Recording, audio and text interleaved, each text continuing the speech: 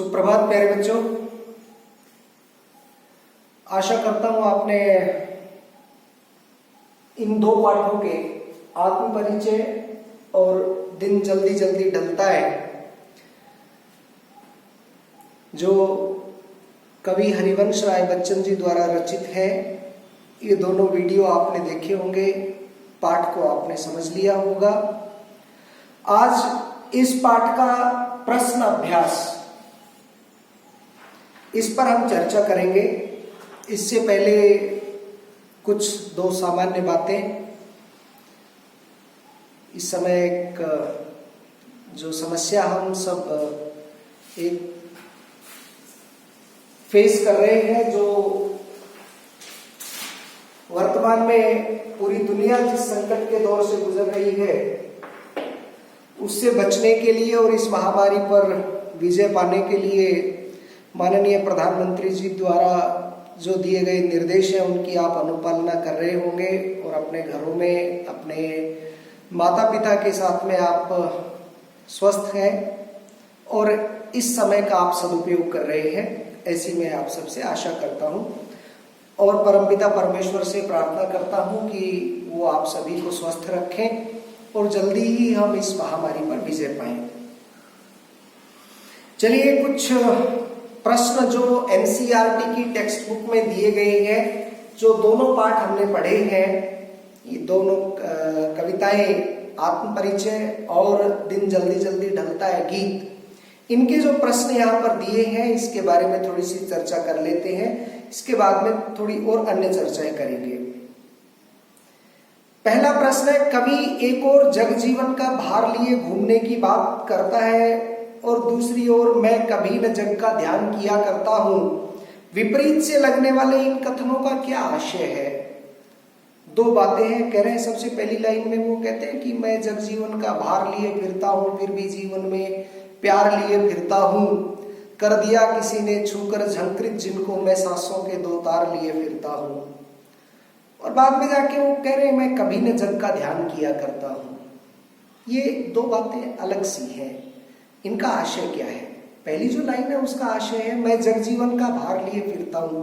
वो कहते हैं मुझे सामाजिक जीवन मिला है, मनुष्य के जीवन में, समाज में मैं जो अपना जीवन यापन कर रहा हूं और जग के जीवन में एक सामाजिक व्यक्ति के जो दायित्व होते हैं, जो जिम्मेदारियां होती हैं, उन सब जिम्मेदारियों का मैं निर्वहन कर रहा हूं, तो मैं जगजीवन का भार लिए फिरता हूं। मैं कभी न जग का ध्यान किया करता हूं। वहां जाके वो कहते हैं कि मतलब लोग जग में ऐसा एक विचारधारा चल रही है कि जो संसार के लोग जैसा चाहते हैं वैसा ही जो बोलते हैं, जग उन्हीं को चाहता है।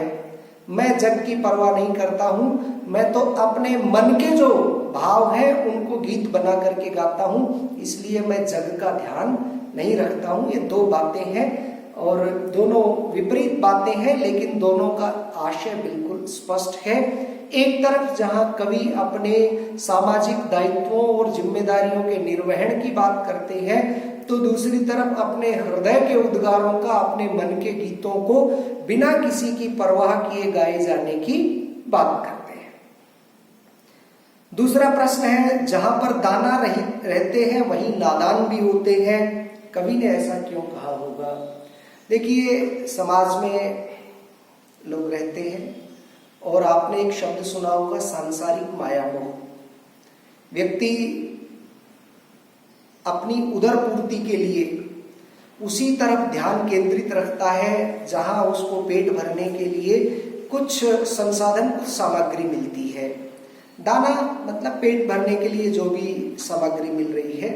तो यहाँ कह रहे हैं कि नादान लोग हैं जो अपने जीवन के परम लक्ष्य को भूल करके पूरा जीवन अपना पेट भरने के लिए और किस तरह से हम अपनी आजीविका चला पाए और उसको चला पाने के उपरांत भी ऐसी ही सामग्रियों को जोड़ने में अपना पूरा जीवन लगा देते हैं, ऐसे नादान लोग हैं, नासमझ लोग हैं। ये वहीं पर रहते हैं जहां इन्हें दाना मिलता है, इसके अलावा जीवन के परम लक्ष्य की ओर वो ध्यान नहीं देते। प्रश्न संख्या 3 है, मैं और जग और कहाँ का नाता मैं बना बना कितने जग रोज मिटाता। और शब्द की विशेषता बताइए। और शब्द यहां जो है ना, मैं और मोहन दोनों खेल रहे हैं, और कहते हैं यहां कह रहे हैं मैं और जग, और यहां और शब्द जो है वो भिन्न अर्थ में आया है। मैं कुछ अलग हूं और जग कुछ अलग है।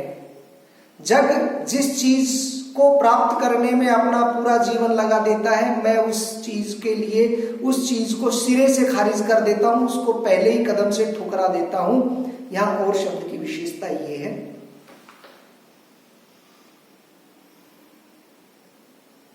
दूसरी यहां तीन तरह के और हैं, और जग, और एक और है। एक बार एक जैसा शब्द जब दो बार आता है, दोनों बार अर्थ अलग अलग होता है, तो वहां पर यमक अलंकार का प्रयोग होता है।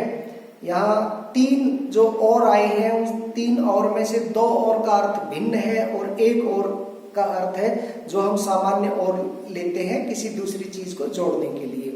तो कहते हैं मैं अलग हूं तथा समाज अलग है।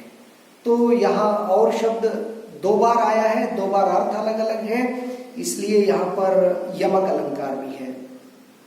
चौथा प्रश्न है शीतल वाणी में आग, यहाँ क्या अभिप्राय है?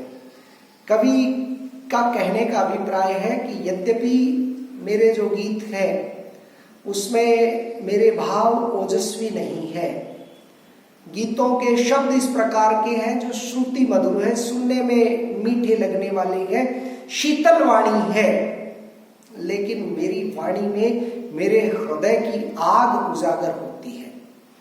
वो कहते हैं मैं रोया, मैं फूट पड़ा, तो इन सब बातों से वो अपने हृदय की आग को अपनी शीतल वाणी के माध्यम से जग तक पहुंचाते हैं। बच्चे किस बात की आशा में नीडों से झांक रहे होंगे? पांचवा प्रश्न पे आ गए हैं और ये प्रश्न है दिन जल्दी जल्दी ढलता है। यहाँ कह रहे हैं बच्चे किस बात की आशा में नीडों से झांक रहे होंगे। आप देखते हैं दूसरा अंतरा है गीत का, बच्चे प्रत्याशा में होंगे, नीडों से झांक रहे होंगे, यह ध्यान परों में चिड़ियों के भरता कितनी चंचलता है, दिन जल्दी जल्दी ढलता है। कि बच्चे प्रत्याशा में कि हमारे माता पिता जो सुबह हमें छोड़कर गए हैं, शाम ढलने वाली है, वो कहीं ना कहीं से हमारे पेट भरने के लिए कुछ दाना लेकर के और हमारे लिए आ रहे होंगे। तो उस प्रत्याशा में, उस दाने की आस में वो नीडों से झांक रहे हैं। दिन जल्दी जल्दी ढलता है कि आवृत्ति से कविता की किस विशेषता का पता चलता है? ये कह रहे हैं कि जो कविता, जो गीत है हमने गाया, ये निशा निमंत्रण से जो लिया गया था कि दिन जल्दी जल्दी ढलता है, इसकी आवृत्ति बार बार होती है। विशेषता ये है कि कवि कहना चाहता है कि दिन की तरह से जीवन कब ढल जाएगा, कब सांझ हो जाएगी, सब इसी उधेड़-बुन में लगे रहते हैं और हर काम को जल्दी जल्दी पूरा करने के लिए प्रयासरत रहते हैं।